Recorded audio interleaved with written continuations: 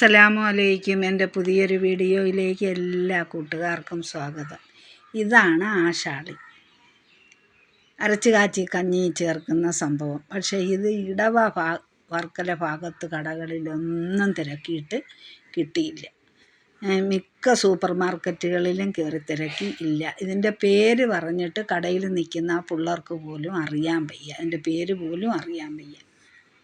അപ്പോൾ ഇതിപ്പോൾ എനിക്ക് അഞ്ചൽ, കൊല്ലം ജില്ലയിൽ പുനലൂർ അടുപ്പിച്ച് ആയൂർ ചടയമംഗലം അടുപ്പിച്ച് ആണ് അഞ്ചൽ സൂപ്പർ മാർക്കറ്റിൽ നിന്ന് എൻ്റെ അനിയത്തി എനിക്ക് വാങ്ങിക്കൊണ്ട് തന്നതാണ്.